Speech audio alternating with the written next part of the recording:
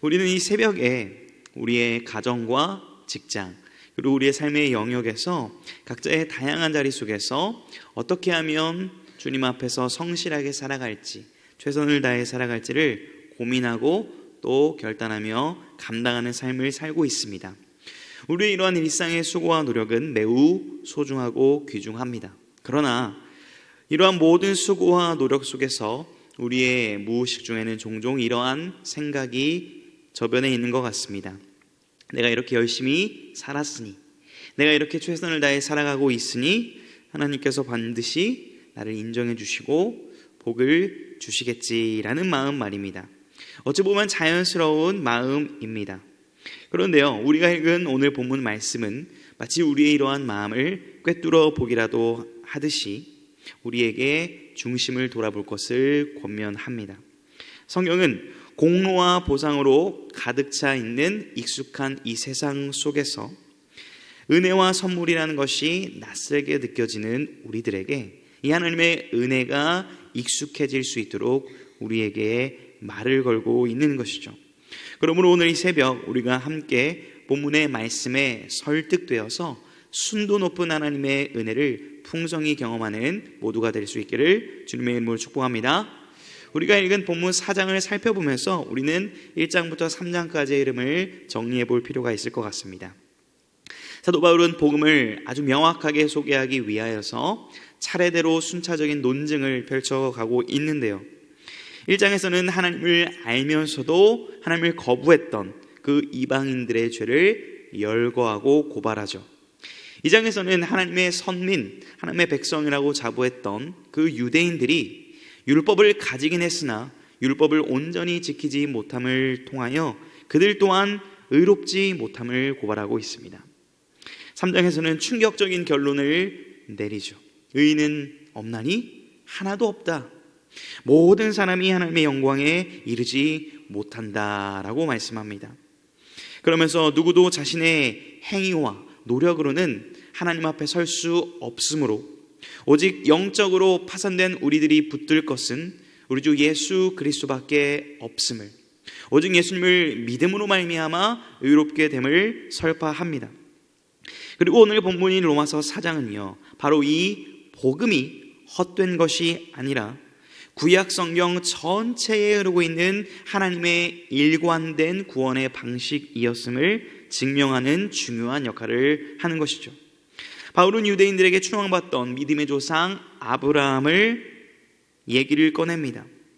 믿음으로 의롭게 되는 것이 갑작스럽게 내가 말하는 것이 아니라 성경의 일관된 통일성 있는 증언이었음을 강조하는 것이죠.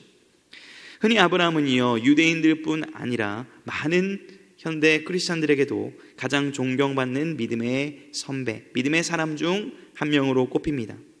그런데 자칫 아브라함은요, 그가 율법과 말씀을 잘 지킨 그 공로로 의롭게 된 것이 아닐까 하는 그런 오해를 불러일으키기도 합니다. 왜냐하면 우리는요, 결과를 알고 있기 때문에 결국 그것에 주목하려는 경향이 있기 때문입니다. 창세기 22장에서 아브라함이 그의 독자 이삭을 바치는 그 믿음의 행동을 기억하며 그가 믿음이 좋다라고 쉽게 결론을 내리기 때문입니다. 그러나 로마서 4장 4절은 이렇게 말씀하죠. 일하는 자에게는 그 삭슬 은혜로 여기지 아니하고 빛으로 여기려니와. 우리가 무언가를 열심히 해서 얻은 대가, 그것을 임금 혹은 삭이라고 얘기를 합니다. 우리가 당연히 받아야 될 몫을 이야기하고 있는 것이죠. 만약 우리의 마음의 동기가요, 이 새벽에 나오고 또 우리가 섬김을 감당하고 우리가 말씀을 읽는 그 모든 동기가 혹 하나님의 복을 바라고 요구한다면, 하나님, 제가 이렇게 하였으니 마땅히 이러한 은혜를 주셔야 합니다라는 생각이 우리 안에 있다면요, 우리의 이 신앙생활과 신앙적 행위는 영적 노동에 대한 대가에 불과할 것이라는 말씀입니다. 그런데 5절은요, 이렇게 말씀합니다. 이를 아니할지라도 경건하지 아니한 자를 의롭다 하시는 이를 믿는 자에게는 그의 믿음을 의로 여기시나니. 여기서 충격적인 선언을 하는 것이죠. 우리는 경건하지 아니한 자였다가 중요한 것입니다. 여기서 우리가 붙잡아야 될 것은요, 경건하지 않은 자가 하는 모든 행위는요, 불경건한 행위라는 것입니다. 아무리 내 기준에서 내가 선한 일을 하려고 하고 내가 좋은 것을 감당하려고 해도요, 그것이 하나님께는 전혀 선이 되지 않는다는 거죠. 우리는 열심히 선행을 쌓기 위해 노력하지만 우리의 모든 행위는 죄로 인해 오염되어 불완전하기 때문에 결국 더 악을 발생시키는 행위밖에 되지 않는다는 거예요. 중요한 것은 무엇인가를 하기 이전에 바로 경건하지 아니한 자가 경건한 자로 존재가 변화되는 것이 우선되어야 한다는 것입니다. 바로 이러한 문제에 있어서 하나님께서는 불완전하고 죄 많은 우리를 의롭다 선언하신다라는 것입니다. 그렇다면 하나님께서는 우리의 무엇을 보시고 의롭다라고 선언을 하시는 것일까요? 의롭다고 여기시는 것일까요? 바로 믿음인데요, 우리 오늘 본문 3절을 함께 읽어보겠습니다. 시작. 성경이 무엇을 말하느냐? 아브라함이 하나님을 믿음에 그것이 그에게 의로 여겨진 바 되었느니라. 아브라함이 하나님을 믿었던 그 믿음이 곧 의가 되었다라고 성경은 기록합니다. 여기서 의로 여기신다라는 의미들을 살펴보게 되면요, 마치 회계장부에 숫자 하나하나를 정확하게 꼼꼼히 계수하고 기록하는 그런 그림을 연상케 합니다. 마치 우리의 삶의 회계장부를 기록하다 보면 우리의 온갖 죄악된 것들이 그 장부에는 다 기록이 되어 있고 우리의 온갖 허물이 가득 차 있지만 하나님께서 아브라함의 믿음이라는 것을 보시고 그 회계장부를 결국 의라는 도장을 찍어서 통과시켜주는 것처럼 진짜 우리가 의롭고 우리가 깨끗하고 우리가 무엇인가를 잘해서가 아니라 하나님께서 그렇게 인정해 주시고 인쳐 주시기 때문에 우리가 의롭게 여겨질 뿐이다 라는 것을 말씀하는 것이죠. 창세기 15장에 보면 하나님께서 아브라함에게 나타나 이렇게 말씀을 하십니다. 나는 너의 방패고 너의 지극히 큰 상급이다 라고 이렇게 말씀하십니다. 그러자 아브라함은 여호와여 내게 무엇을 주시겠습니까? 나는 자식이 없습니다 라고 그렇게 질문을 합니다. 그때 하나님께서는 아브라함을 밖으로 데려가셔서 하늘에 수많은 별을 보여주시면서 내 자손이 이와 같을 것이다 라고 분명한 약속을 주시죠. 그러자 아브라함이 그것을 믿으니 하나님께서 그것을 의로 여기셨다라고 창세기 15장 6절은 기록하고 있습니다. 이 믿음을 귀하게 여긴 것이죠. 그렇다면 이러한 질문과 생각이 가능합니다. 역시 아브라함이 믿음이 좋아서 하나님을 믿어서 의롭게 여겨진 것이지 우리의 믿음과 아브라함의 믿음은 조금 다른 것 같다라는 그런 생각 말입니다. 그러나 사랑하는 성도 여러분, 놀랍게도 이 믿음 또한 우리의 의가 될 수 없다는 것을 기억해야 합니다. 이 믿는 것이 나의 또한 또 다른 공로가 되어진다면 마치 우리가 믿는 행위를 통해서 그것이 나의 의로움에 영향을 미치는 것이 되는 것이기 때문에 이는 마치 우리의 공로, 우리의 노력을 통해서 구원에 도달할 수 있다는 잘못된 행위 구원론과 같은 맥락을 하게 되는 것일 것입니다. 놀랍게도 그러나 이 믿음 또한 하나님께서 주시는 은혜요, 선물임을 우리가 기억할 수 있도록 본문은 계속해서 우리를 설득하는데요. 오늘 본문 6절에서 8절은 다윗이 말했던 고백을 신약 성경이 인용하며 이렇게 말하는 것이죠. 죄 사함을 받은 자가 복이 있다. 우리가 죄를 짓지 않고 의로워서 복이 있고 행복한 것이 아니라 우리의 수많은 죄를 용서하시고 또 덮어주시는 그 하나님의 은혜로 말미암아 행복한 인생, 그것이 바로 복이 있다라고 이렇게 선언하는 것이죠. 아브라함의 모습이 어땠습니까? 창세기 15장에서 하나님이 보여주신 그 별을 바라보며 믿었던 것 같은 아브라함, 그러나 그의 믿음은 온전치 못했습니다.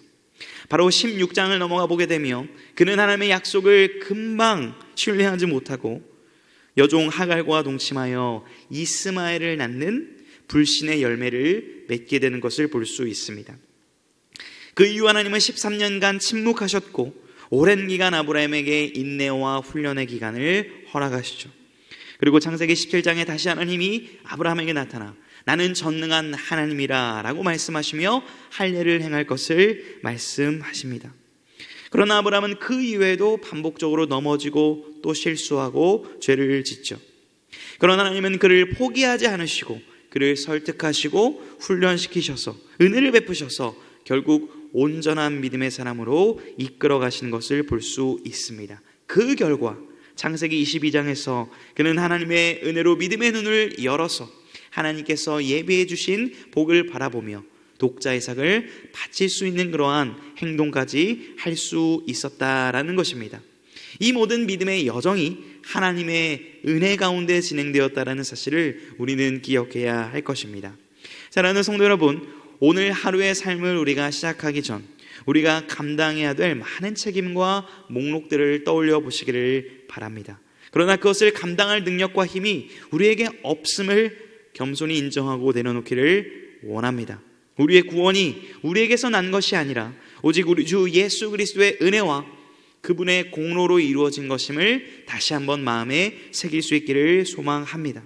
구원받은 자녀로서 오늘 살아갈 삶 또한 나의 힘과 나의 능력으로 감당할 수 없고 오직 하나님의 은혜로만 가능하다는 것을 인정할 때에 그 삶 가운데 베푸신 하나님의 역사를 바라보게 될 것이며 그 주님의 생생한 도우심과 역사를 경험하는 삶이야말로 은혜의 삶이요 행복한 삶이요 복 있는 인생인 줄 믿으시기를 축복합니다.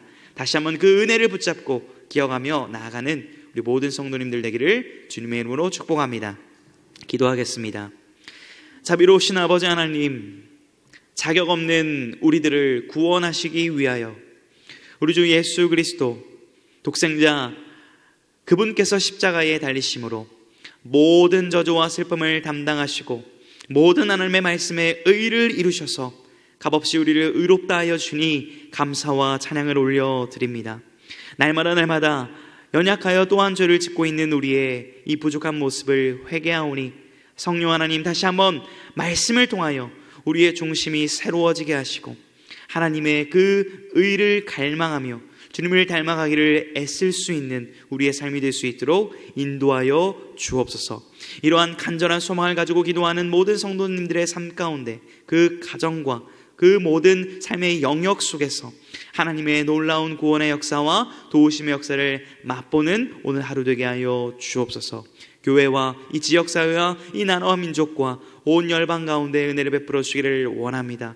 지금 이 새벽에도 이 열방 가운데 수고하시는 선교사님들을 기억하여 주옵시고 복음을 위해 하나님의 은혜를 전파하는 그 선교사님들의 삶과 사역을 지켜 보호하여 주옵소서. 감사드리며 예수님의 이름으로 기도합니다. 아멘.